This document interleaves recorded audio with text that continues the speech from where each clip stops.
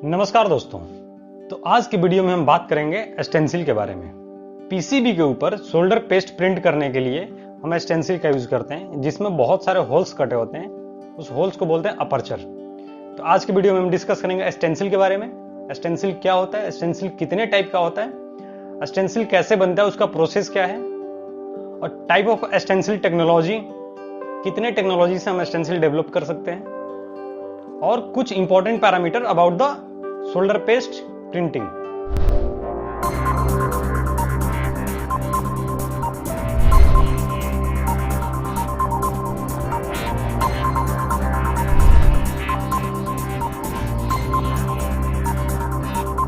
तो सबसे पहले बात करते हैं स्टेंसिल होता क्या है।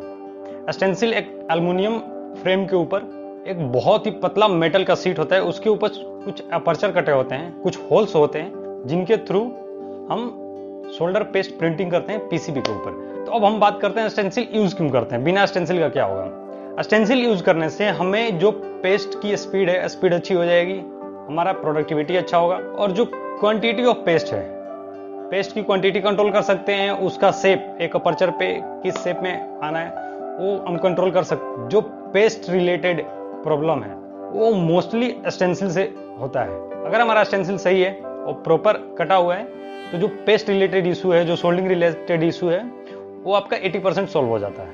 तो जैसा कि आप इमेज में देख रही हैं स्टेंसिल, इसे स्टेंसिल कहते हैं। अब इसमें कौन कौन से पार्ट लगे हुए हैं पहले ये डिस्कस कर लेते हैं। ये जो बाहर मेटालिक फ्रेम है इसे बोलते हैं एल्युमिनियम फ्रेम।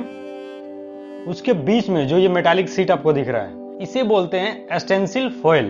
एल्युमिनियम फ्रेम और स्टेंसिल फॉयल को जोड़ने का काम करता है पॉलिस्टर मेश। इस पॉलिस्टर मेश का काम है एल्युमिनियम फ्रेम को फॉयल से जोड़े रखना विथ टेंशन। उसके बीच में खिंचाव होनी चाहिए, तब जाकर वो पेस्ट अच्छा आएगा, राइट। और जो इसमें होल्स कटे होते हैं स्टेंसिल के ऊपर इसे बोलते हैं अपर्चर। ये holes according to the pad size होता है। जहां जहां आपके नीचे पीसीबी के ऊपर पैड होता है उस पैड के हिसाब से उसमें अपर्चर कटे होते हैं, राइट। अभी आपको हम दूसरा इमेज दिखाते हैं। इसमें हम देखते हैं क्या क्या है। इसमें सबसे नीचे है सर्किट बोर्ड। बोर्ड के ऊपर ये जो सोल्डरिंग पैड है इसे सोल्डरिंग पैड बोलते हैं। उसके ऊपर लगा है ये स्टेंसिल, जिसमें आप देख रहे होंगे स्टेंसिल फ्रेम, एसक्यूजी, सोल्डर पेस्ट। ये जो बीच में होल्स हैं उसे बोलते हैं स्टेंसिल अपर्चर। तो ये सेटअप होता है पेस्ट प्रिंटिंग के लिए। इसमें क्या होता है, अभी आपको गैप दिख रहा है पीसीबी और स्टेंसिल के बीच में। ये पहले दोनों आपस में चिपकता है, स्टेंसिल और पीसीबी। उसके ऊपर एसक्यूजी से हम सोल्डर पेस्ट को रोल करते हैं, जिसकी वजह से वो प्रॉपर प्रिंटिंग करता है, राइट। अब हम बात करते हैं मैन्युफैक्चरिंग प्रोसेस। स्टेंसिल का मैन्युफैक्चरिंग प्रोसेस क्या है, कितने टाइप से हम स्टेंसिल मैन्युफैक्चर कर सकते हैं। तो मेनली 3 टाइप है मैन्युफैक्चरिंग प्रोसेस का। फर्स्ट इलेक्ट्रोफॉर्मिंग, सेकंड केमिकल इचिंग, और थर्ड लेजर कटिंग। तो मार्केट में जो सबसे अभी आप कह सकते हैं एफिशिएंट है या जिसकी एक्यूरेसी अच्छी है वो है लेजर कटिंग। लेजर कटिंग में टाइम कम लगता है, पैसे की बचत होती है और उसकी क्वालिटी भी अच्छी आती है, राइट। इसलिए अभी 95% लेजर कटिंग का स्टेंसिल यूज हो रहा है मार्केट में। अब एक सवाल और आता है कि स्टेंसिल की जो फॉयल होती है उसकी थिकनेस कितनी होती है। तो इसकी थिकनेस अलग अलग होती है, ये अकॉर्डिंग टू प्रोडक्ट होता है। ये कस्टमर बताता है कि जो उसके पीसीबी का पैड है उस पैड पे कितना सोल्डर रिक्वायरमेंट है, उसकी थिकनेस कितनी होनी चाहिए, बहुत कम होनी चाहिए या ज्यादा होनी चाहिए या मीडियम होनी चाहिए। तो पेस्ट की थिकनेस के रिक्वायरमेंट के हिसाब से हम स्टेंसिल की थिकनेस डिसाइड करते हैं। स्टेंसिल की thickness 1 mil, 2 mil, 3, 4, 5, 6 up to 10 mil तक का स्टेंसिल आता है। अब ये मिल क्या होता है। मिल एक थिकनेस मेजरमेंट यूनिट है। एक मिल में होता है 25.4 माइक्रोन। अब देखिए मिल कितना पतला होता है।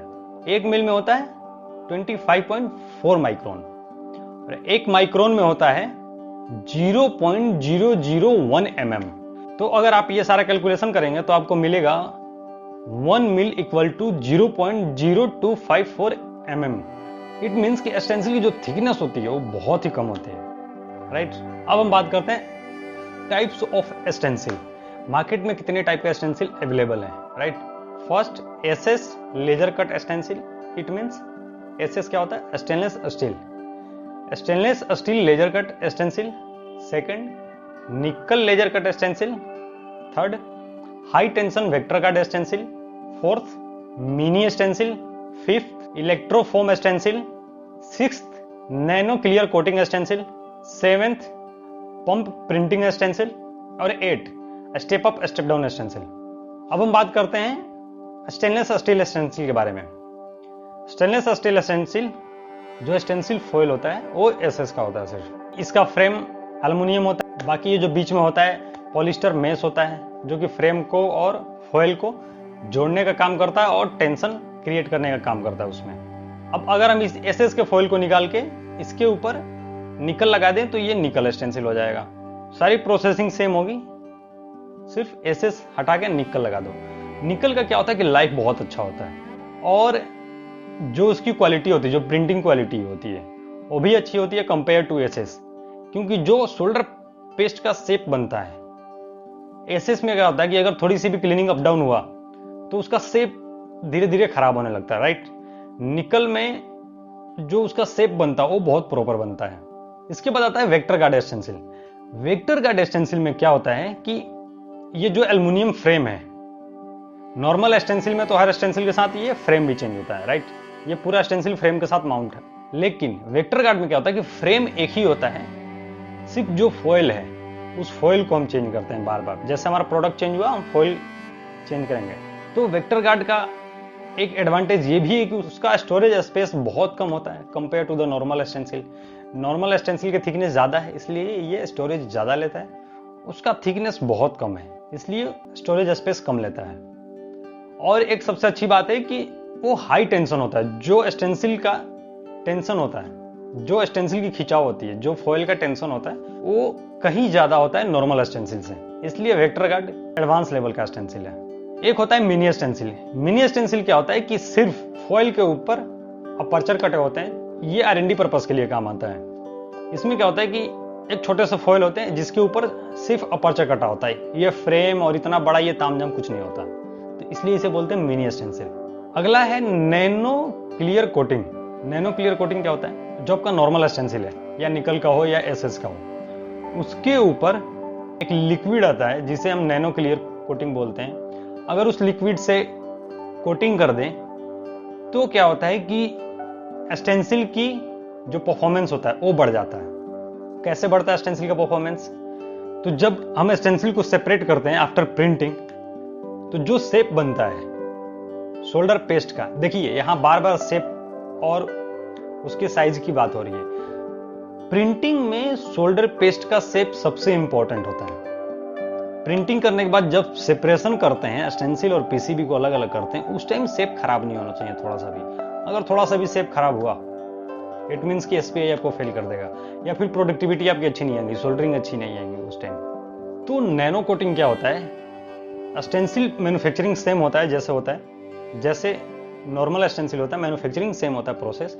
उसके ऊपर सिर्फ एक लिक्विड आता है उसकी कोटिंग कर देते हैं। कोटिंग करने से क्या होता है कि जो उसकी चिकनाहट होती है वो थोड़ी बढ़ जाती है और जो एज होता है, जो उसकी कटिंग एज होता है अपर्चर का, वो साफ हो जाता है, राइट। इसलिए तो जब भी हम क्लीनिंग करते हैं स्टेंसिल का, क्लीनिंग प्रॉपर होता है नैनो कोटिंग में। नॉर्मल कोटिंग में भी क्लीनिंग होता है बट उसकी एफिशिएंसी थोड़ी कम होती है compare to the nano coating, इसलिए नैनो कोटिंग एक एडवांस लेवल का अभी टेक्नोलॉजी है। Pump print stencil. Pump print stencil जो नॉर्मल प्रोडक्शन होता है इसके लिए नहीं होता, वो एक स्पेशल केस है पंप प्रिंटिंग स्टेंसिल का। जैसा कि भी आप फोटो में देख रहे हैं ये कुछ स्पेशल प्रोजेक्ट होते हैं जिनमें हम इसका यूज करते हैं, राइट। अगला है step up step down stencil. Step up step down stencil आप कह सकते हैं कि आज के डेट में सबसे लेटेस्ट है। पहले नॉर्मल क्या होता था कि आप 5 मिल का स्टेंसिल ले लिए, 6 मिल का स्टेंसिल लिए, पूरी की पूरी स्टेंसिल का थिकनेस सेम है, राइट। या तो 5 मिल होगा, 6 मिल होगा, आपने जितने का भी स्टेंसिल लिया है। मान लीजिए कोई आपका प्रोडक्ट है जहां कंप्लीट बोर्ड पे हमें चाहिए 6 मिल का पेस्ट, 6 मिल का हमने दे दिया, लेकिन उसमें 2-3 ऐसे पार्ट हैं, 2-3 ऐसे उसमें कंपोनेंट लगे हुए हैं, कुछ आईसी ऐसे हैं जिसके ऊपर हम 6 मिल का पेस्ट देते हैं तो ब्रिजिंग हो जाता है। वहां हमें पेस्ट की रिक्वायरमेंट कम है, मान लीजिए वहां पेस्ट की रिक्वायरमेंट है 4 mm, तो सेम बोर्ड पे सेम पीसीबी पे कुछ जगह पे 4 mm देना है और कुछ जगह पे 6 mm देना है। ये कैसे होगा? तो ऐसे प्रॉब्लम को सॉल्व करने के लिए ये नया टेक्नोलॉजी जो है step up step down stencil है। इसमें क्या होता है कि पूरा का पूरा थिकनेस मान लीजिए आपने 6 mm ले लिया, किसी जगह आपको 4 mm चाहिए, किसी जगह आपको 8 mm चाहिए, नॉर्मल थिकनेस आपको 6 mm चाहिए। तो ये अब पॉसिबल है। अब ऐसे भी स्टेंसिल आते हैं, थोड़े से कॉस्टली पड़ते हैं, बट स्टेंसिल ऐसा भी आता है, राइट। जैसे मोबाइल इंडस्ट्री में बहुत अभी यूज होता है step up step down stencil. तो होप आपको क्लियर हो गया होगा ये step up step down stencil क्या होता है। अब हम अगला डिस्कस करेंगे स्टेंसिल का मैन्युफैक्चरिंग कैसा होता है। तो इसके मैन्युफैक्चरिंग में मेन 2 फेज है। एक तो सॉफ्टवेयर वाइज, जो कि डेटा के ऊपर काम करता है कि जो उसके अपर्चर कटेंगे उनका शेप क्या होगा, कैसे होगा।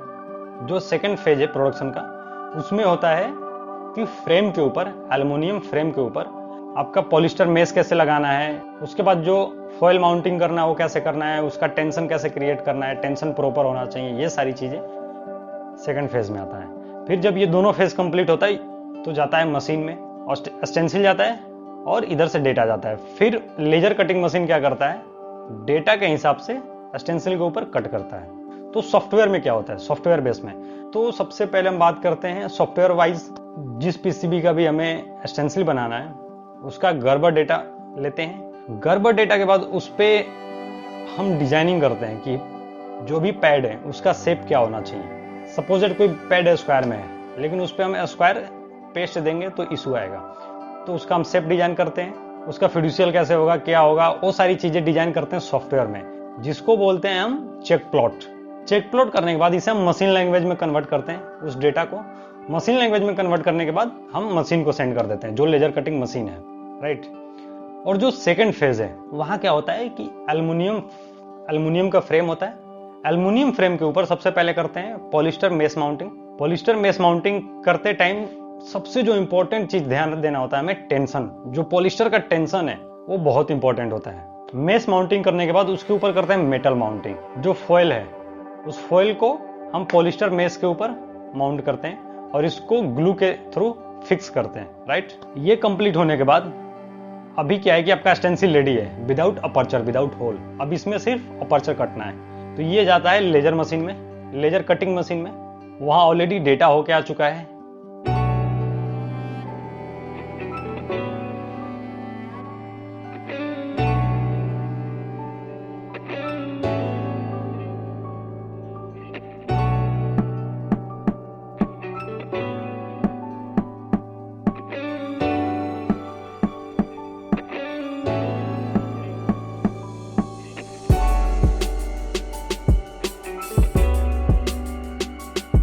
तो मशीन लेजर कटिंग उस पे अपर्चर कट करता है, जहां जहां भी उसे अपर्चर कट करना है उसे अपर्चर कट करता है। उसके बाद निकलने के बाद मान लीजिए कटिंग हो गया, निकलने के बाद फिर करते हैं हम असेंडिंग। असेंडिंग में क्या होता है कि एक तरफ से आप कह लीजिए ये जो प्रोडक्ट अभी कट के आया मशीन से, इसकी सफाई करते हैं। जो भी इसमें बर है या थोड़ा बहुत कुछ है उसकी प्रॉपर सफाई करते हैं। इसके बाद उसकी कोटिंग अगर करना है, नैनो क्लियर कोटिंग, तो कोटिंग करते हैं। फिर उस पर करते हैं टेक्स्ट मार्किंग। स्टेंसिल के ऊपर आपने देखा होगा कुछ टेक्स्ट लिखा होता है। उस टेक्स्ट में होता है रेफरेंस नंबर, कंपनी का कुछ अगर पार्ट कोड है, कितने मिल का स्टेंसिल है। इट मीन्स कि उसकी एक छोटी सी डेटा स्टेंसिल के बारे में वो हम टेक्स्ट करते हैं और फिर इसे पैकिंग करके कस्टमर को भेज दिया जाता है।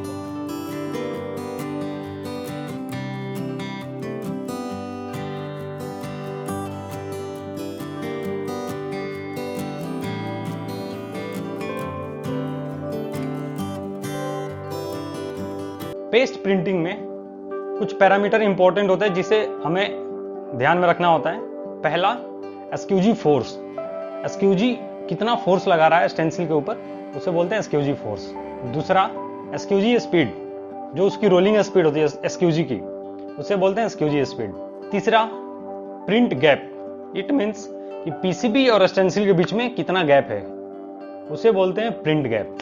सेपरेशन डिस्टेंस, क्या होता है कि जब हम शोल्डर पेस्ट प्रिंटिंग कर लेते हैं उसके बाद जब अलग होने की बारी आती है स्टेंसिल और पीसीबी की, तो उसे हम स्पीड से अलग नहीं कर सकते हैं, क्योंकि जो उसमें पेस्ट का शेप बना हुआ है वो शेप खराब हो जाएगा।